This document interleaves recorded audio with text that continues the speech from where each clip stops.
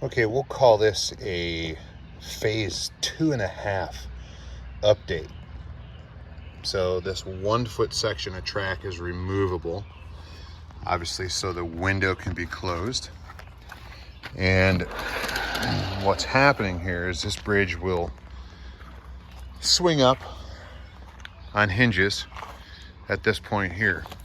So what we need to do is get down all the way to phase 2. Well, there's not enough footage here, so we're putting in a helix.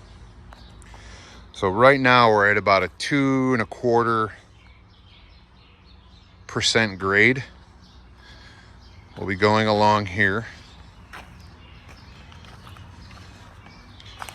And then we'll start to go around the helix. Now this is about as far as I got tonight.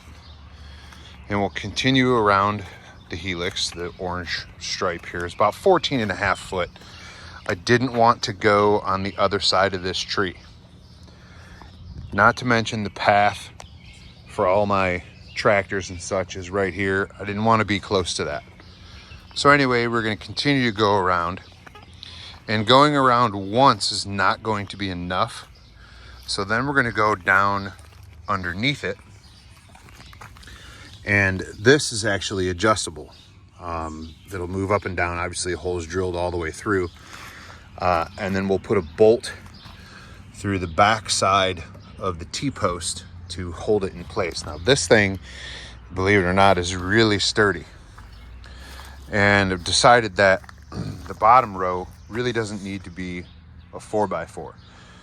So it'll go around again and then come out around here and then come in, and we'll have a big switch right around here, so you can either, whoops, sorry about the finger, you can either get in on that side of the layout or that side of the layout.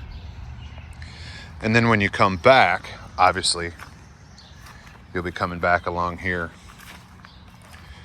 go around the helix, and then get back into the building. So super convenient to be able to load trains and go right on here. Now this car runs pretty smooth, and at a 2.5% or a 2.25% grade, it doesn't even go down on its own. So it's going to end up being about 165 feet of track just to get to phase 2.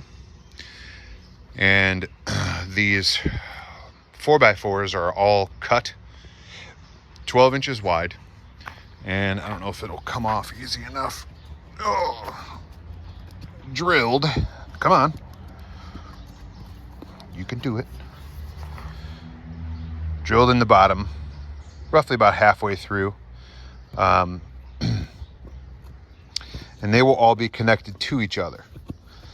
And while it doesn't seem super stable at the moment, I think it's going to be just fine once everything's tied in together. This helix is going to come around and it's going to tie in here. I'm just going to put another T-post somewhere around here and then bridge across, and then obviously for that one and that one. But we'll connect along the sides with 2x4s, and I'll probably run a 2x4 joist in the middle. Okay. And then decking on top. Now the decking is going to be 2x, and I don't really need to worry about too much sun here. This is obviously all trees, as you can see, so I'm not worried about warpage necessarily. I do plan on putting a finish on it. I have a lot of material that I can use up. As you can see here, these 4x4s are not exactly brand new, but I have 4x6s laying around. I got a bunch of 4x4 laying around, like a ton. And the T-post method is going to go a lot quicker and easier back here than digging posts. And here's why. Obviously, all the roots. And the other thing is the ground around here, once you get down about 6 inches, is solid clay. And trying to run through with a post hole digger is nothing exciting, let me tell you what. So I decided to go T-posts, and I based my judgment on the strength of these two next to each other.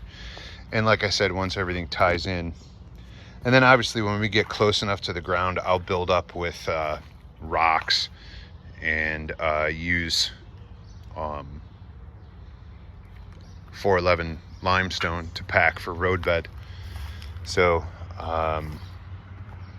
while the entrance to the building is only 39 inches tall,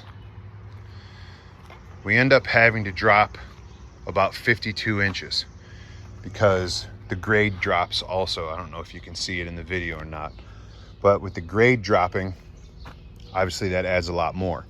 So we have 52 inches to go at about 165 feet ish. Should give us about a 2.25%, 2.5% grade. So yeah, that's it. Little phase 2 update.